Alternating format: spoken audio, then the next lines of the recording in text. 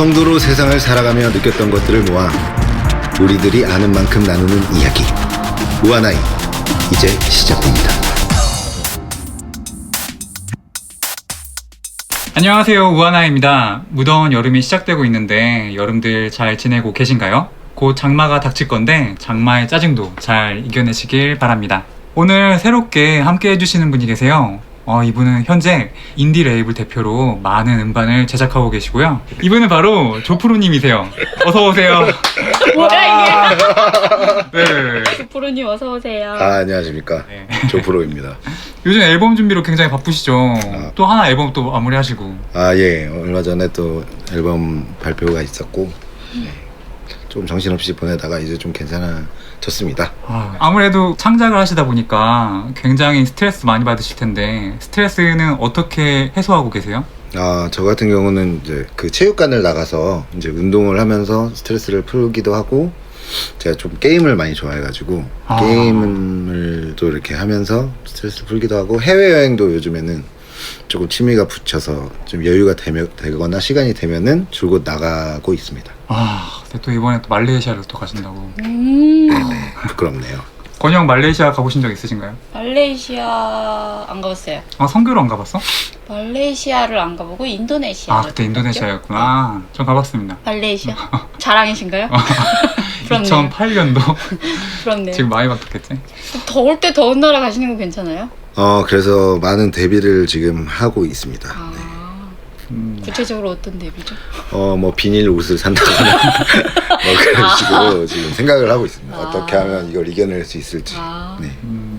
건영님, 조프로님은 최근 교회에 나가고 계세요. 와우. 이번에 누가 시킨 것도 아닌데 자발적으로 가고 계세요. 감리교 쪽이라고 들었는데 맞죠?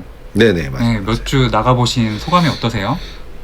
일단 다들 긍정적이고 이제 좀 칭찬, 제가 처음 와서 그런지 칭찬 세례를 좀 해주더라고요. 그래서 이렇게 다들 이렇게 밝고 서로 이렇게 기분 좋게 해주는 분위기구나 라는 걸 또 느꼈고, 제가 좋았던 것은 그 목사님 설교가 좀 프리하다고. 풀이에요? 네네. 그러니까 그냥 너무 무게감 있거나 아니면 뭐 권위의식이 좀 별로 보이지 않고 어떻게 보면 좀 옆집 아저씨 같은 그런 설교를 해주셔서 나름 저는 잘 적응한 것 같습니다.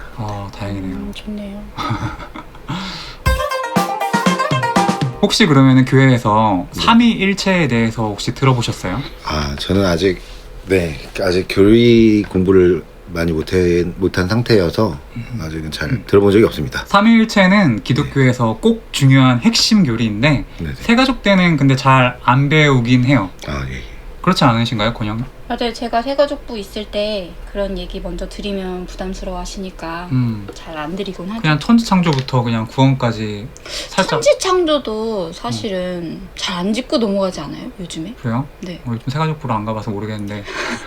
요즘에는 그냥 예수님에 대해서 먼저 배우거나 뭐 세례의 여부? 이런 거를 먼저 하지 딱히 교리적인 부분을 짚고 넘어가지 않는 것 같아요.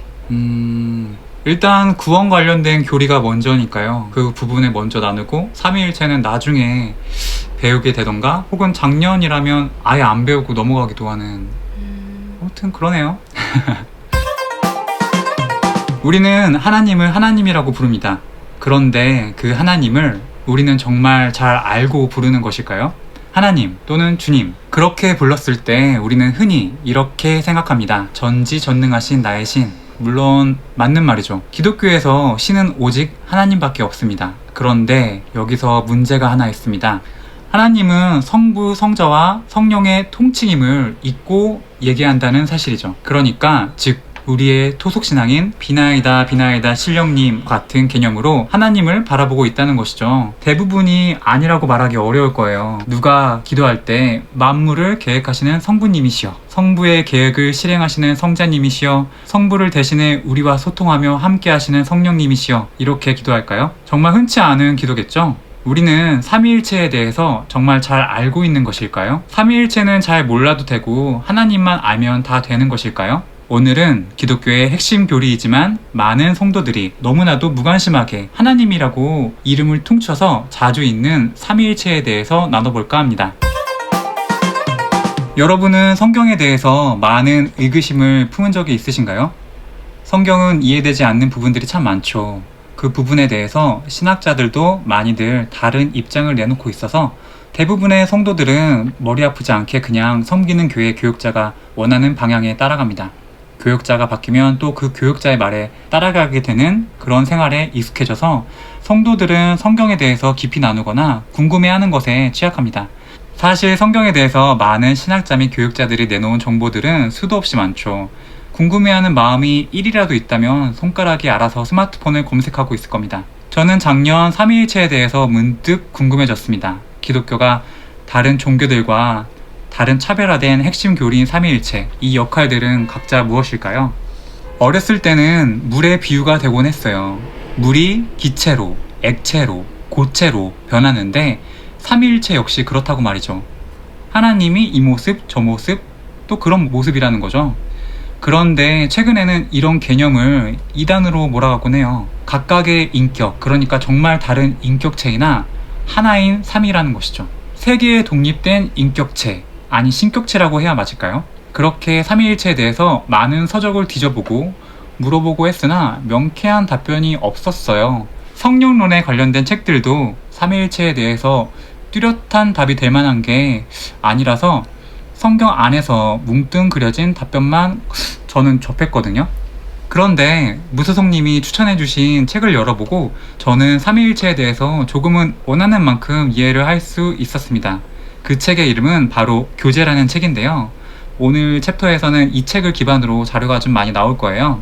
이 책은 존 오웬이 지은 책이에요. 참고로 이 책에는 아가서를 인용한 하나님과 사람에 대한 사랑을 잘 설명해주고 있어요. 아가서에 대해서 이해가 잘 되지 않는다던가 아가서를 통해 묵상 원하시는 분이 계시다면 많은 도움이 될 것 같아요.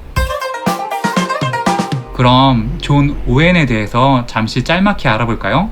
존 오웬의 아버지는 청교도 목사였고 그는 영재이기도 했어요. 12세에 옥스퍼드 대학에 입학해서 16세에 학사 학위를 따고 19세에 석사 학위를 받았습니다.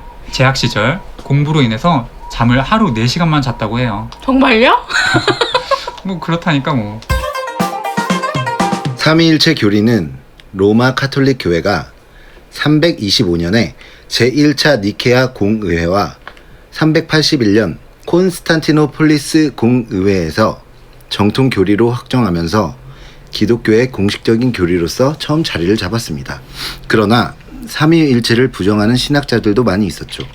하나님은 셋으로 존재하는 신이라 주장하는 삼신론이 있고 하나님이 구약시대에는 성부로, 신약시대에는 성자로, 신약 이후로는 성령으로 활동하신다는 양태론이 있고 성부와 성자와 성령이 하나이긴 하지만 성자와 성령은 성부에게 종속되어 있다는 종속론, 하나님이 예수를 양자로 삼아서 예수가 하나님의 아들이 된다는 양자론이 그렇죠. 여러분은 어떠신가요?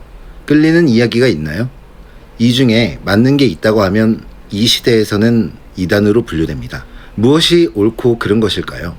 장신대 김명용 조직신학 교수가 크리스천 투데이에 기고한 글을 한번 읽어볼까요? 하나님의 삼위되심을 이해할 때 첫째로 중요한 것은 삼위라는 말의 뜻이다. 삼위일체 하나님의 삼위라는 말은 하나님이 세 분이라는 말이다. 한국 내의 많은 성도들과 교회들은 하나님의 삼위되심의 삼위를 세 분으로 생각하지 않고 셋이긴 하지만 세 분이 아닌 다른 어떤 형태로 생각하는 경향이 있다. 이는 삼위일체이신 하나님을 이해하기 위하여 빨리 버려야 할 사고이다. 많은 경우에 삼위는 한 분, 하나님이 세 가지 방식으로 나타내는 어떤 형태로 생각하는데 이런 생각은 초대교회가 이미 이단으로 규정한 사벨리우스 이단, 곧 양태론 이단으로 흐르는 사고이다. 삼위일체 하나님의 삼위되심을 세 분 하나님으로 인식하지 않는 사람들은 삼위일체론을 바르게 이해하는 첫 단추를 잘못 깨고 있는 사람들이다. 그럼 이번에는 존 오웬이 어떻게 삼위일체를 증거하는지 나눠볼까요? 성부, 하나님과 함께하는 교제.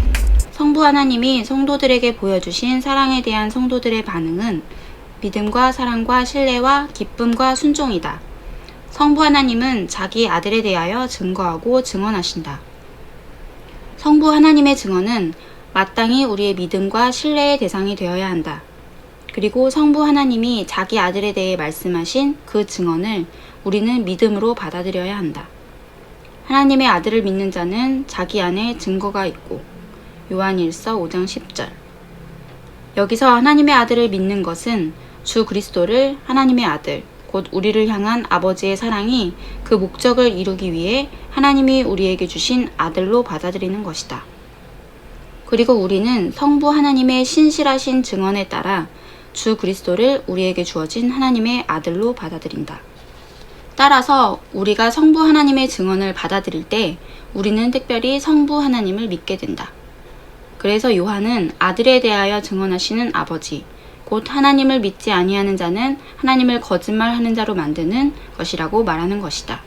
우리 구주는 너희는 하나님을 믿으니 라고 말씀하신다.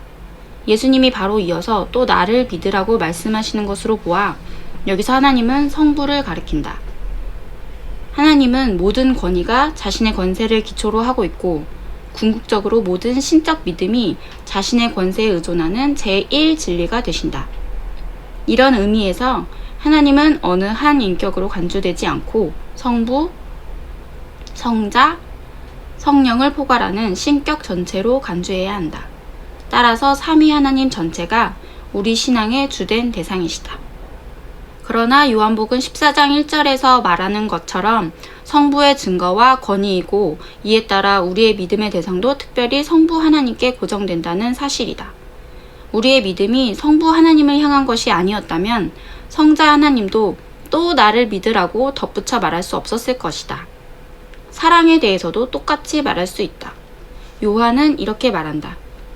누구든지 세상을 사랑하면 아버지의 사랑이 그 안에 있지 아니하니. 요한일서 2장 15절 말씀. 여기서 아버지의 사랑은 우리가 아버지에게서 받은 사랑이 아니라 우리가 아버지에 대하여 가진 사랑을 말한다. 이 경우에 성부 하나님은 우리의 사랑의 원인이 아니라 우리의 사랑의 대상으로 제시된다. 그리고 하나님을 아버지로 사랑하는 이 사랑은 하나님이 나를 공경함이라고 부르는 바로 그 사랑이다. 다시 말해 이 은혜들은 우리가 특별히 성부 하나님께 돌리는 기도와 찬양과 예배에서 확인된다. 베드로는 너희가 아버지라 부른즉 이라고 말한다. 바울은 이러므로 내가 하늘과 땅에 있는 각 족속에게 이름을 주신 아버지 앞에 무릎을 꿇고 비노니 라고 말한다. 무릎을 꿇는 것은 하나님에 대한 온전한 예배라는 의미를 함축하고 있다. 이어지는 말씀인 이사야 45장 24절에서 25절 말씀을 보면 이 예배가 하나님의 공의와 힘을 우리가 인정하는 것에 있음을 보여준다. 바울에 따르면 무릎을 꿇는 것으로 묘사된 이 예배는 특별히 그리스도 안에서 우리에게 주어지는 모든 좋은 것의 원천이자 근원이 되시는 우리 주 예수 그리스도의 아버지에게 드려진다. 다른 곳에서 바울은 기도하고 감사할 때 아버지와 아들을 함께 언급할 뿐만 아니라 동시에 구별한다. 이 가르침은 성부 하나님께 해당된다. 그들이 다 하나님의 가르치심을 받으리라. 이 약속을 이루시는 것은 특별히 성부 하나님의 일로 여겨진다. 예수님은 이렇게 말씀하셨다. 선지자의 글에 그들이 다 하나님의 가르치심을 받으리라 기록되었은즉 아버지께 듣고 배운 사람마다 내게로 오느니라. 우리는 이 가르치심에 따라 그리스도에 대한 믿음을 통해 그리스도의 생명과 사랑에 참여하기 위하여 사망에서 생명으로 나아가는데 이 가르치심은 특별히 성부 하나님께 속해 있고 성부 하나님에게서 나온다. 그러므로 우리는 성부 하나님께 귀 기울여 들어야 한다. 우리는 성부 하나님으로부터 배워야 한다. 우리는 성부 하나님으로 인해 주 예수님과 연합하고 교제를 한다. 성부 하나님이 우리를 그리스도께로 이끄신다. 성부 하나님이 자신의 영으로 자기 뜻에 따라 우리를 새롭게 낳으신다. 이 일을 행하실 때 성부 하나님은 복음 사역들을 사용하신다. 성부 하나님은 권위를 지닌 자신의 뜻으로 온갖 은혜를 우리에게 베푸신다. 생명을 주시는 능력은 성부 하나님이 갖고 계신다. 그러므로 성부 하나님이 우리에게 생명을 주시려고 성령을 보내실 때 그리스도는 아버지께서 그 일을 하신다고 말씀하신다. 그러나 그리스도 역시 성령을 보내시는 분이시다. 성자 하나님과 함께하는 교제. 예수님은 하나님을 믿으니 또 나를 믿으라 고 말씀하셨다. 여기서 나를 믿어라라는 말은 하나님께 합당한 초자연적인 믿음으로 하나님, 곧 성부 하나님을 믿는 것과 동일하게 그리스도를 성자 하나님으로 인격적으로 믿으라는 걸 의미한다. 말하자면 사람들은 그리스도를 세상의 구주이신 하나님의 아들로 반드시 믿어야 한다는 것이다. 예수님은 바리새인들이 이 사실을 믿지 않은 것에 대해 경고하셨다. 이런 의미에서 볼 때 믿음은 오직 아들만을 그 직접적인 대상으로 하는 것이 아니다. 왜냐하면 이 믿음은 오직 성부 하나님이 예수님에 대하여 증언하신 것에 따라 예수님이 그리고 곧 하나님의 아들이라는 진리를 인정하는 것이기 때문이다. 그러나 직접 예수님을 믿는 믿음도 있는데 그것은 하나님의 아들의 이름을 믿는 것으로 불린다. 이 믿음은 하나님의 아들이신 주 예수 그리스도를 우리가 신뢰하고 확신하는 것이다. 우리는 성부 하나님이 주신 아들을 우리에게 영생을 주신 분, 멸망에서 우리를 지켜주실 분으로 믿고 신뢰해야 한다. 그를 믿는 자는 심판을 받지 아니하는 것이요. 요한복음 3장 18절. 아들을 믿는 자에게는 영생이 있고, 요한복음 3장 36절. 하나님께서 보내신 이를 믿는 것이 하나님의 일이니라. 요한복음 6장 29절 40절. 요한일서 5장 10절. 이상의 말씀들을 요약하면 다음과 같다. 모든 사람은 성부 하나님을 영화롭게 하는 것처럼 성자 하나님도 영화롭게 해야 한다. 성자 하나님을 영화롭게 하지 않는 자는 성자를 보내신 성부 하나님을 영화롭게 하지 않는 것이다. 주 예수 그리스도를 사랑하는 것은 그리스도를 하나님으로 사랑한다는 것이기에 그리스도에 대한 사랑도 당연히 예배에 포함되어야 한다. 오직 그리스도에 대한 사랑이 있는 곳에서만 바울이 우리 주 예수 그리스도를 변함없이 사랑하는 모든 자에게 은혜가 있을지어다. 에베소서 6장 24절 이라고 선포한 복이 주어진다. 성도들은 순종과 예배로 표현되는 믿음과 소망과 사랑을 하나님의 아들에게도 특별히 드려야 한다. 우리는 요한계시록에서 그렇게 하는 것을 쉽게 확인할 수 있다. 성부 하나님과 성자 하나님, 곧 보좌에 앉으신 분과 어린 양이 함께 구별되어 신적 예배와 공경을 영원토록 받으신다. 그러므로 스데반은 죽음을 앞두고 엄숙하게 기도할 때 자신의 믿음과 소망을 특별히 성자 하나님께 두었다. 스데반은 인자도 죄사함의 권세를 갖고 계신다고 알고 있었다. 그래서 사도 바울은 주 예수님에 대한 이런 경배를 성도들의 대표적인 특징으로 제시한다. 하나님의 이름을 부르는 것은 일반적으로 하나님을 온전히 예배하는 것을 의미한다. 따라서 예수 그리스도의 이름을 부르는 것 또한 그리스도를 온전히 예배하는 것이며 이것은 그리스도가 하나님, 곧 하나님의 아들이심으로 마땅히 받으셔야 할 예배이다. 이 가르치심은 성자 하나님께 해당된다. 성부 하나님은 하늘에서 자기 아들이 위대한 선생이 될 것이라고 선언하신다. 이는 내 사랑하는 아들이요 너희는 그의 말을 들으라. 그리스도의 선지자적 직무 전체와 왕으로서 행하는 직무의 많은 부분이 가르치심에 해당한다. 성부 하나님이 자신의 가르치심을 통해 사람들을 자기에게 이끄시듯이 그리스도도 이 가르치심을 통해 그렇게 하신다. 그리스도는 죽은 자가 그의 음성을 듣고 살아날 정도로 크신 능력으로 이 가르치심을 행하신다. 성자 하나님의 가르치심은 생명을 주고 성령을 불어넣으시는 가르치심이다. 그리스도는 강력한 빛과 같은 이 가르치심을 통해 어둠을 밝게 비추신다. 그리스도는 생명을 주시고 죽은 자를 살리신다. 그리스도는 눈먼 자의 눈을 여시고 완악한 자의 마음을 변화시키신다. 그리고 성령을 부어주셔서 온갖 일들이 일어나게 하신다. 따라서 그리스도는 유일한 지도자인 자신의 권한을 주장하신다. 성자 하나님은 자신이 값주고 사신 보화로 우리와 교제하신다. 우리가 다 그의 충만한 데서 받으니. 요한복음 1장 16절. 그러면 그리스도는 이 충만을 어디서 얻으셨는가?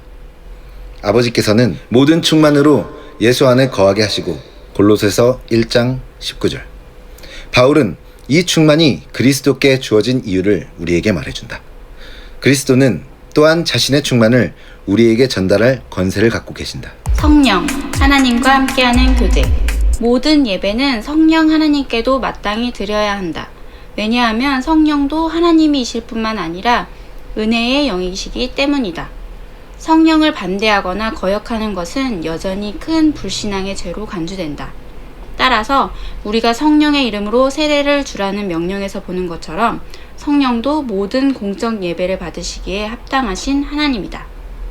그러므로 하나님께 바쳐지는 어떤 감사행위나 하나님께 드려지는 어떤 영적인 예배행위나 하나님에 대한 어떤 의무나 순종 행위 등 그 어떤 것도 성부와 성자와 성령 하나님께 구별되어 드려지지 않는 경우가 없다는 것을 우리는 알게 된다. 감사, 예배, 순종 등의 이런 방식들과 이와 비슷한 다른 방식들을 통해 우리는 하나님과 사귐, 곧 교제를 한다. 그러므로 우리는 삼위 하나님의 각 인격과 구별되게 교제를 한다.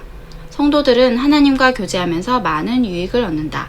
이때 하나님의 행하시는 모습을 생각해 본다면 삼위 하나님이 구별되게 우리와 교제하신다는 사실을 좀 더 분명히 알게 될 것이다. 이 사실은 다음 두 측면에서 보인다. 첫 번째로 은혜 및 평안과 같은 것들은 연합되지만 동시에 구별되는 방식으로 삼위 하나님께 각각 드려진다. 보좌 앞에 있는 7영은 하나님의 거룩하신 영으로 모든 은사와 섭리의 근원으로 여겨진다. 여기서 삼위 하나님의 세 인격이 하나로 연합되어 있으나 성도들에게 은혜와 평안을 베푸시는 것과 관련해서는 세 인격이 구별하여 언급된다. 두 번째로 동일한 것이 삼위 하나님께 각각 구별되게 돌려진다. 인간사를 주관하시는 하나님의 명령이 없다면 위로부터 임하는 은혜로운 감화도 없고 빛, 생명, 사랑, 은혜 등이 우리 마음에 들어올 수도 없다. 이것은 분명한 사실이다. 한 가지 예를 들어보자. 그런데 이 예는 아주 포괄적이어서 다른 모든 경우에도 해당될 수 있는데 그것은 바로 가르치심이다. 하나님의 가르치심은 하나님이 성도들에게 주시는 모든 것을 실제로 전달하는 것을 의미하고 있다. 이때의 성도들은 그 모든 것에 참여하는 자가 된다. 그들이 다 하나님의 가르치심을 받으리라는 약속의 본뜻은 하나님께서 가르쳐 주시는 것을 우리가 실제로 소유할 때까지는 우리에게 은혜로운 전적인 신비로 남아있다. 그런데 이 가르치심은 삼위 하나님께 각기 구별되게 속해 있다.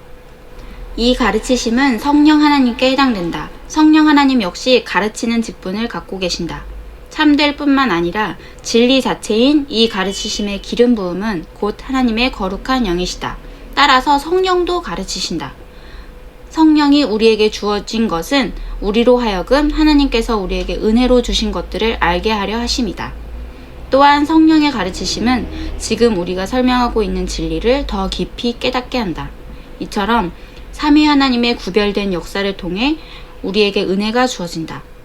그러므로 성도들은 삼위 하나님의 구별된 인격과 각각 교제해야 한다. 그러나 여기서도 삼위 하나님 간의 구별이 있다. 성부 하나님은 자신이 모든 권위의 기원이 되시는 것을 기초로 우리와 교제하신다. 성자 하나님은 자신이 값주고 사신 보화를 가지고서 우리와 교제하신다. 성령 하나님은 자신의 능력으로 우리 안에서 직접 역사하심으로 우리와 교제하신다. 예수를 죽은 자 가운데서 살리신 이의 영이 너희 안에 거하시면 그리스도 예수를 죽은 자 가운데서 살리신 이가 너희 안에 거하시는 그의 영으로 말미암아 너희 죽을 몸도 살리시리라. 로마서 8장 11절. 이 본문에서 우리는 하나님의 세 인격이 합력하여 우리를 사망에서 생명으로 일으키신 것을 볼 수 있다.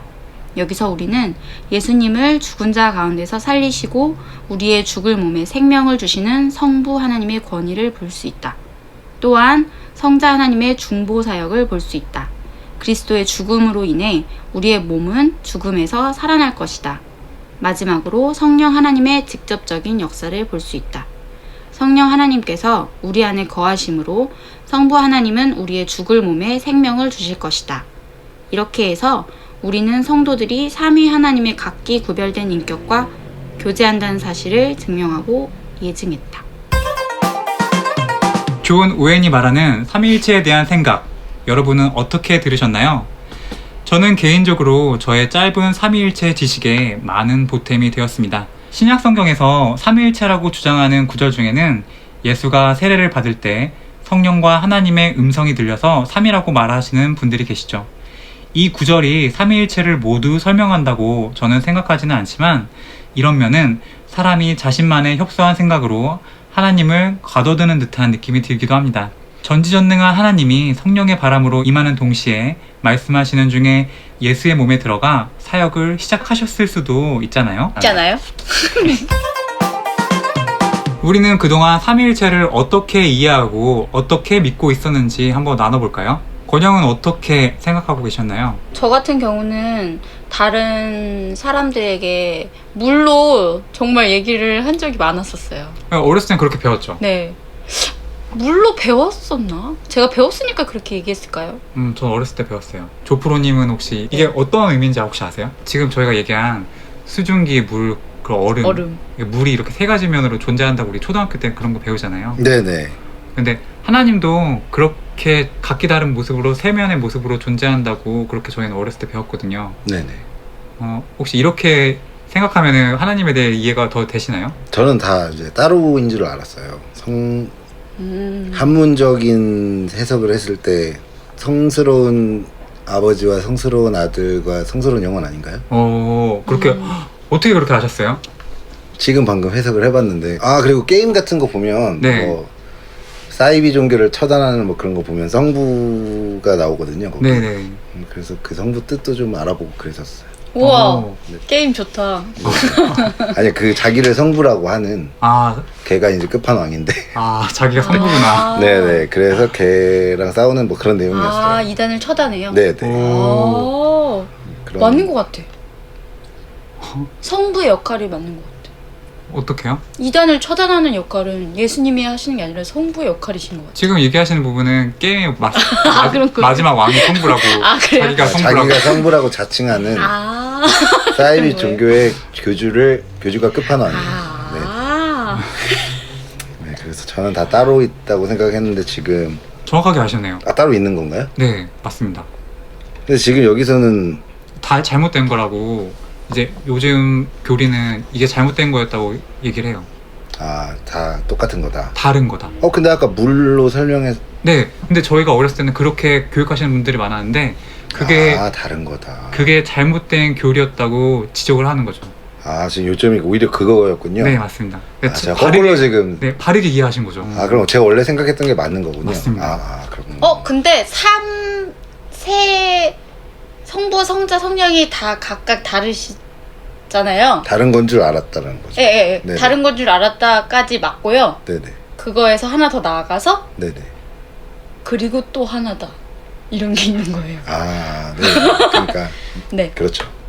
지금 지금까지 말씀하신 게 그런 뜻인 것 같았어요. 예.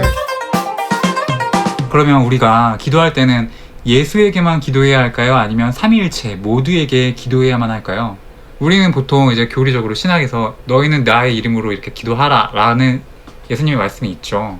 예수님의 이름으로 기도했습니다 라고까지만 기도를 하죠. 네. 간구하고. 네. 근데 이런 부분은 저는 개인적으로 딱 예수님의 이름으로 기도했습니다 까지만 해도 괜찮은 것 같긴 해요. 근데 하나님은 예수님이다 까지만 인지가 되고 있는 것 같아서 좀 아쉬운 부분이 성령에 대한 그런 조명이 없어서 아쉽다는 거예요? 그렇죠. 성부와 성령에 대해서 그냥 예수 하나면 다 돼. 이건데 물론 되긴 하지만 삼위라는 것에 대한 개념이 점점 희박해지는 그런 느낌이 들어서 그러니까 만약에 삼위가 우리가 생각하는 다 동의하는 어떤 권한이 다 세 분이 다 동일하시다면 하나님에 대해서도 이야기하고 예수님에 대해서도 이야기하고 성령에 대해서 이야기하는 부분들이 그 퍼센테이지가 비슷해야 될 것 같아요. 그렇잖아요. 맞아요. 그래서 대부분의 성도들이 삼위일체를 교리로만 보고 보통 하나님, 주님, 예수님, 아버지 이렇게 1인칭 즉 하나님 하나의 신에게만 기도하는 것 같은 느낌이 들어요. 이것은 어떻게 봐야 할까요? 원래 예수님의 아버지가 하나님 아닌가요? 네, 맞아요. 맞아요.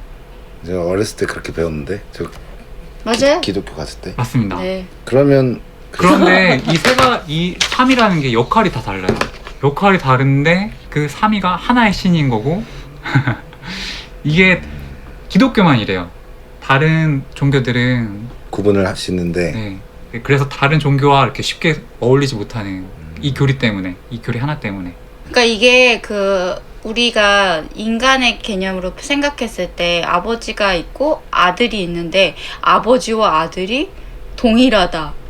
말이 안 되잖아요. 네네. 그래서 이 어떤 신의 원리를 인간의 원리로 빗대서 설명하려고 하니까 더 이해도 안 되고 자꾸 의문점만 남고, 그리고 이것에 대해서 이야기했을 때 이거 안 믿으면 또 안 된다. 이런 식으로 하니까 더 집요하게 물고 늘어지지도 못하고. 그러면 삼위일체를 지인이나 혹은 아이에게 설명해 줘야 한다면 어떻게 설명해 줘야 될까요? 제 생각에는 성부는 하나님, 성자는 예수님, 성령은 그 믿음을 감사하는 모든 영혼들이라고 생각하면 되지 않을까요? 그 개념 맞으신 것 같은데 네네. 하나님이란 자체가 삼위예요. 그래서 성부, 성자, 성령. 그러니까 하나님이 아버지 하나님만 딱 국한되어 있진 않아요. 그러니까 하나님은 예수님도 하나님이고. 그쵸. 성령님도 하나님이고. 네. 그런 개념인 거예요. 기독교 교리에서. 그러면은 다 똑같은 하나님인데. 네, 맞아요. 굳이 이제 해석을 하자면 이렇게 세 가지로 분류된다라고 설명하면 되지 않을까요? 권영은 어떻게 생각하세요? 이것 때문에 최근에 한 형제랑 엄청 열받아가지고 싸울 뻔했어요. 그 예수님이 마귀에게 사단한테 시험 받으시잖아요. 네. 공생의 기간 동안에. 예수님의 자리에 하나님을 갖다 붙이면 하나님도 그럼 시험 받으시냐는 거예요. 이거 기신자, 그러니까 기존에 있던 신자들이면 그럴 수가 없다는 거를 아는데, 개념인데, 그러니까 어떤 믿음에 있어서 초심의 단계인 사람이 들었을 때 성경에서 예수님이 어떻게 하셨다에 예수님을 빼고 하나님을 넣어도 말이 돼야 되고 성령님을 넣어도 말이 돼야 되는데 그게 아니지 않느냐고 막 그러는 거예요. 그러니까 나는 이제 하나님은 시험 받지도 않으셔! 막 이랬는데. 조프로님 혹시 이해되세요? 이게 어떤 얘기인지? 네네. 그러니까 예수님이 이제 공생의 기간 동안. 공생이라고 말고 이제 큰 하나님의 일을 하기 전에 맞아요. 네. 그 하나님의 일을 한 나이가 30살이거든요. 네네. 근데 그 전까지는 이제 평범했고 네네. 30살 때 이제 사단에게 시험을 3번 받고 그 다음부터 이제 사역을 시작하세요. 그런데 이제 좀 전에 얘기는 그 예수님은 하나님이니까 네. 하나님도 시험 받은 게 아닐까라는 질문인 거죠. 어떻게 생각하세요? 그러니까 예수님이 시험을 받았으니까 예수님이랑 하나님은 똑같다면서. 그럼 하나님도 시험 받은 거? 하나님도 시험을 받으시는 거야? 이렇게 물어본다는 거죠. 맞기도 하고 틀리기도 하잖아요. 그래서 이거는 인간이냐 사람이냐 같은 그러니까 우리가 생각하는 거는 우리를 인간으로도 말할 수 있고 사람이라고도 말을 네. 하지만 굳이 한문적 해석은 조금 다른 거 그런 차이라서. 그러면 조프로님은 그러면 하나님도 시험을 받은 것 같다라는 말씀이신 거죠? 사단에게? 예수님이 이제 그 부활을 하고 하나님이 되는 거 아닌가요? 아예 그렇게 생각하시는구나. 그렇게 저는 배웠는데. 근데 옆에 앉으신다고 나와 있어요. 사흘 만에 부활하셔서. 아 맞다. 저는 잘 몰라요. 예. 근데 뭐 어떤 얘기인지 아실 것 같아요. 근데 기억이 나시나 봐요. 대충 네. 배웠던 거는 네. 사흘 만에 부활해서 네, 하늘로 올라가시죠. 하느님이 된 거죠. 맞습니다. 그 하나님 레벨에 복귀하신 거죠. 그렇죠. 그렇죠. 창조주의 레벨에. 그리고 아들, 원래 하느님 아들이었으니까. 근데 아들이 이제 돌아가셨는데 다시 사흘 만에 아들이 다시 부활하시고 부활해서 돌아왔다. 뭐 이렇게 들었는데 저는. 맞아요. 그러면은 하느님하고 예수님하고 구별이 된 거죠. 되긴 되지만 네. 그 하나님이라는 의미가 이제 그 레벨이라고 말하잖아요. 네네. 뭐 그런 식으로 해석을 하고 있는 거겠죠. 그렇게 말하는 사람들은. 그러니까 이거는 사실 저는 잘 기독교를 모르지만 말맞다나인 것 같아요. 한마디로 말하면 비속어로 그래서 말하면. 제가 그 이야기가 있기 때문에 하나님이 시험 받지도 아니하신다는 말씀을 또 찾았죠. 이게 잘못 얘기하면은 되게 이단이라고 맞아요. 구별될 수 있는 아주 민감한 부분이에요. 그래서 되게 어려운 부분이라서 맞아요. 이게 근데 되게 쉽게 잘 설명해 주신 것 같아요. 이해하는 그 면에서 아주 탁월하시네.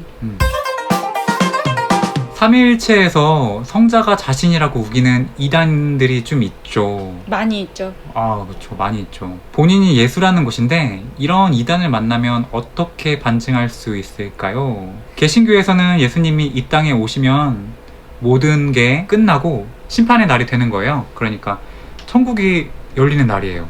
그래서 아예 그렇게 교리로 되어 있고 성경에도 그렇게 나와 있는데, 근데 본인들은 이제 본인들이 예수라고 그렇게 하는 거죠. 그러면 이런 종교가 있을 때 어떻게 반문할 수 있을까요? 그럼 이제 목숨을 앗아갈 테니 사흘 만에 부활을 해보라고 하면 되지 않을까요? 요즘에는 그 레벨이 그러면 누가 죽이나요? 아, 자살해야 되나? 자살은 구원받지 못하지 않나요? 근데 그럼 반문할 수 있겠다. 본인이 사흘 만에 죽었다 다시 부활했냐고. 이거 좋은 말씀이죠. 나 이런 건 진짜 참신하네요. 아, 좀 전에 또 말씀하신 게 뭐였지? 그거 말씀하셨네. 뭐였지? 아, 자살은 자살. 구원받지 못하지. 자살 관련된 거는 이건 명확하진 않아요. 아, 그래요? 이거는 정확하게 뭐다라고 구별은 안 되는 부분이. 드라큘라 영화에서 봤어요. 드라큘라 본명이 네. 체페슈인가 그건데 오. 걔가 아내가 죽었는데 자살을 했어요. 백작 부인이. 그래서 백작이 슬퍼하는데 그 기독교 뭐라고 하죠? 신부 같은 사람이 이제 와서 자살은 구원받을 수 없다 해가지고 이제 분노해가지고 적그리스도가 된 게 바로 드라큘라입니다. 실질적인 교리는 거기에 대한 그런 구분은 없어요. 네. 사람의 생각이 좀 들어가는 부분이라고 할까요? 그렇군요. 그렇다고 뭐 자살해도 괜찮아 라고 이렇게 얘기하는 건 아니에요. 네. 어쨌든 하나님이 주신 생명은 귀한 거고 그걸 관리해야 될 몫이, 생명이 하나님의 것이기 때문에 내가 왈가왈부할 수 없다는 거죠. 그러면 자살을 하지 말아야 되는 게 도리 아닌가요? 뭐 인간의 입장에서는 당연히 그러는 게 예의겠죠. 그렇죠. 도리 나왔어요. 도리. 그렇죠. 제자의 도리로는 생명을 지키는 것이 도리죠. 저게 아니니까. 네. 좋으신데요. 그렇군요. 권영은 어떻게 똑같이 죽어봐 이렇게. 근데 진짜 생각이 진짜 대단하시다. 저- 저는 예수님이라고 하잖아요. 진짜 다른 어떤 이단의 그 우두머리들이. 그러니까 이렇게 성부, 성자, 성령 중에 자기가 성자라는 거예요. 그래서 마지막에 기도할 때 예수님의 이름으로 기도드렸습니다가 아니라 뭐 예를 들어 그러니까 예수님의 이름에 자신의 이름을 넣는 거죠.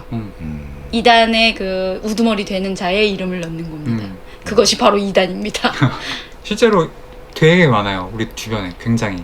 지하철역 입구에 많죠. 그리고 그 사람들도 이단 아니에요? 불신지옥 막 그거 메고 다니는. 그거는 아니에요. 광신도인가? 네, 맞아요. 그렇게 표현할 수 있어요. 광신도구나. 이단일 수도 있지 않아요? 있죠. 있는데 분명히 우리 세대의 부모님들은 그게 당연하다고 여기시는 네. 세대니까 666 생채칩 죄송합니다. 갑자기 666을 꺼냈어. 아니 신도림역 앞에는 그 사람들이 진짜 많아요. 예수전당 불신지옥 하는 분들이 666 꺼낸다고?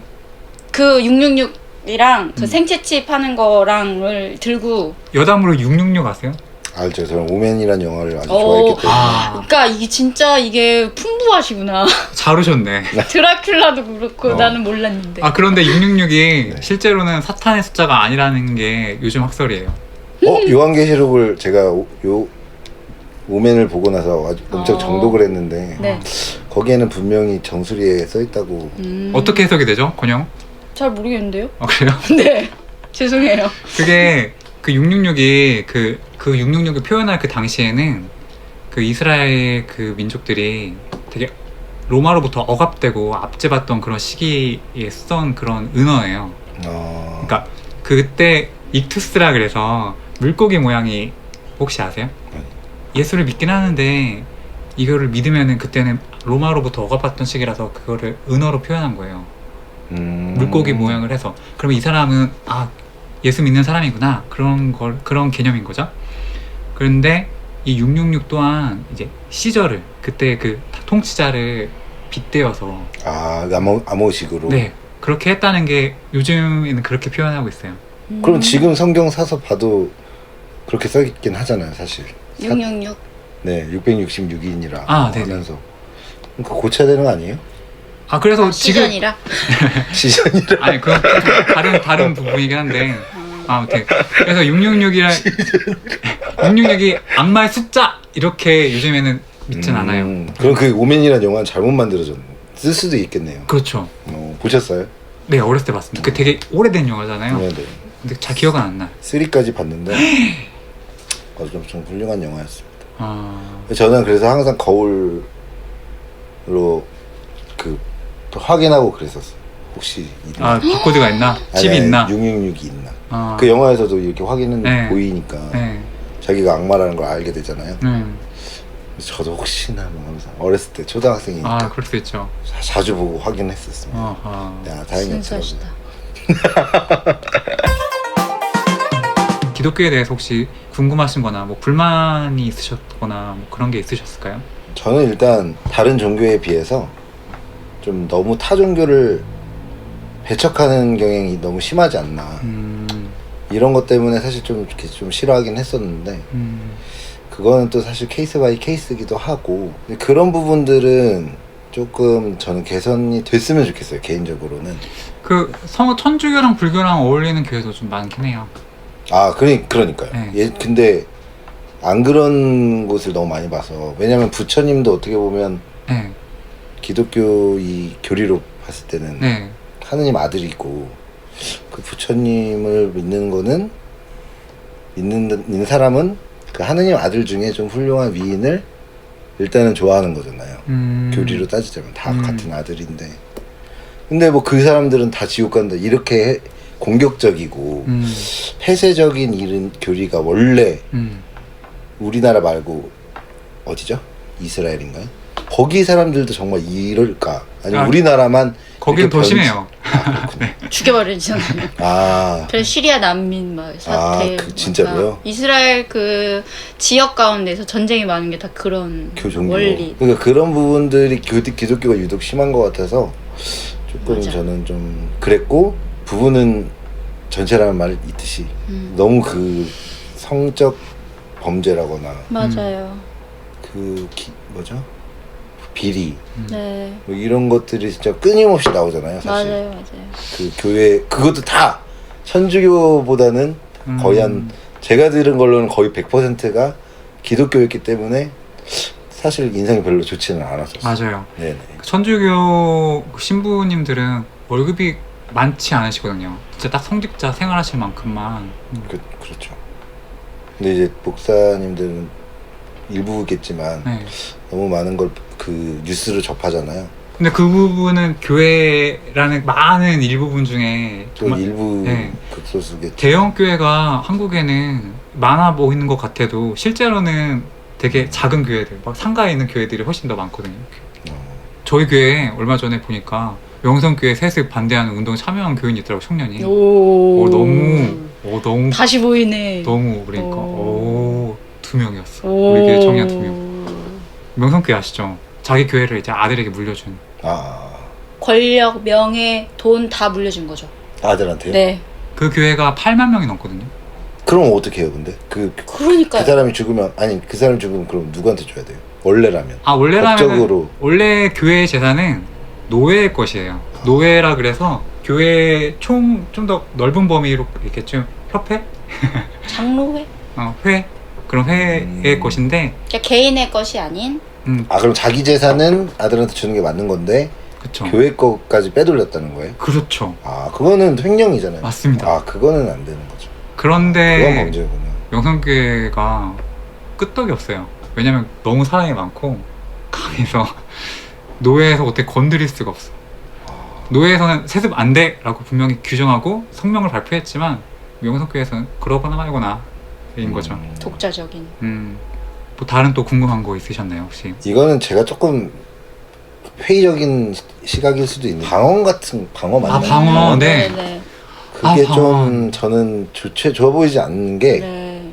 정말 이 사람이 정말일까? 약간 이런 생각이 내가 들고 그리고 저는 좀 사실 세례도 받았고 천주교 신자였어요. 네. 근데 또 그것도 다 난 천주교 신자다가 아니라 네. 절도 가고 저는 항상 좀 개방적인 종교를 하는 편인데 좀 의젓한 거는 천주교가 더 의젓했던 것 같아요. 개인적으로 봤을 때. 아, 분위기도 그냥 그렇죠. 네. 얌전히 정말 내 신앙을 속으로 생각하는 게 사실 진짜 신앙의 저는 참된 네네네. 방법이라고 생각을 하는데 자꾸 이제 겉으로 보여지는 게 기독교에서 조금 많잖아요. 그런 부분들이 그러니까 개인적으로는 제 취향과는 맞지 않았었다는 거죠. 그래서 저는 기독교를 제가 이제 다니게 됐지만 네. 다니더라도 그냥 얌전히 다니고 싶어요. 그냥 내가 믿는 신앙의 범위만큼 네. 좀 긍정적인 사고도 가지고 내 삶의 반성도 하면서 조금 차츰 알아가는 게 전 좋은 것 같아요. 지금 제 생각은. 그럼 방언은 뭐라고 생각하셨어요? 그게 이제 뭐 신내림 같은 신내림. 그렇게 보였다는 거죠. 제가 봤을 때는 실제로 옆에 가서 들었는데 좀 사실 그렇잖아요. 무당도 신내림 받아서 막 네. 안부하라고 막. 솔직히 그거 기독교 사람들이 봤을 때도 네. 다시 이렇게 보듯이 아, 그렇진 않아요. 그거는 아, 그래요? 기독교에서는 귀신을 인정해요. 아 그래요? 네. 방언도 뭔가 자기한테 씌였다고 하는데 그런 거잖아요. 하느님이 들어왔다. 그런 거 아닌가요? 그러니까 성령의 언어로 얘기한다. 뭐 일단은 그런 말씀하. 식으로. 네. 네. 그런 부분들이 조금 돼 보였다는 네, 거죠. 과장돼 보였다. 네, 거짓이 좀 있는 것 같은. 거짓이. 그러니까 신약 시대에서는 성령이 우리 안에 항상 이제 내재했다고 네. 그런 개념이에요. 그래서 그렇죠. 훅 들어와서 내가 막 지금 막 어떤 뭐 산을 옮겨? 뭐 차를 들어? 뭐 그런 개념은 좀 아직 아니긴 한데.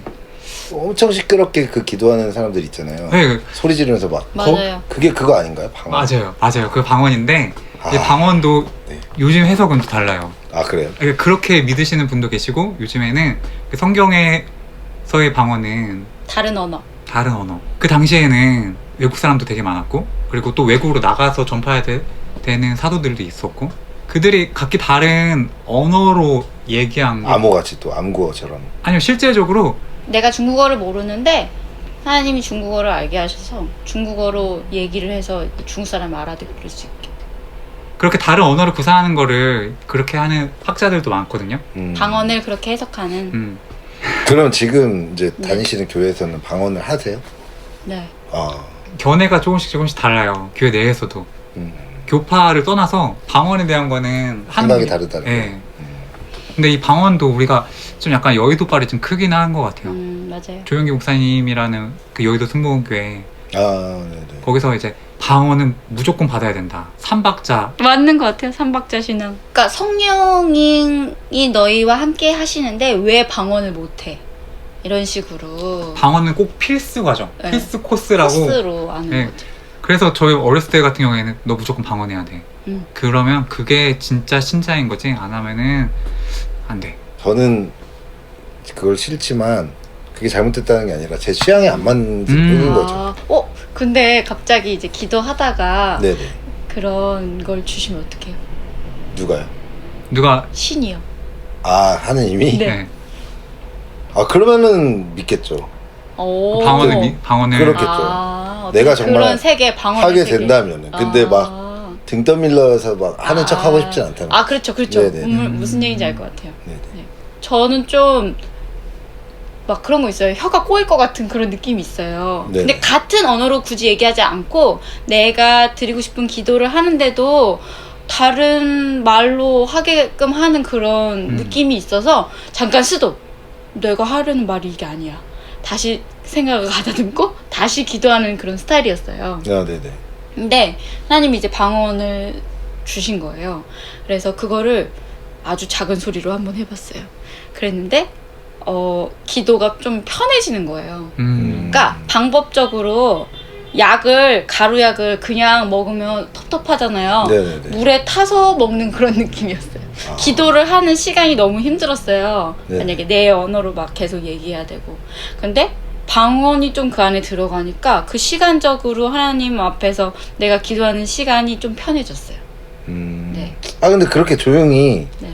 혼자서 방언하는 거는 사실 뭐 그런 거랑은 아예 저는 뭐 좋다고 행위가 너무 생각해요. 싫은 거. 그러니까 근데 막 남들한테 진짜 주목받는 어. 그런 사람들 있잖아요. 네, 맞아요. 소리 지르고 막. 맞아요. 아 그러면 요즘에는 노래로 방언하는.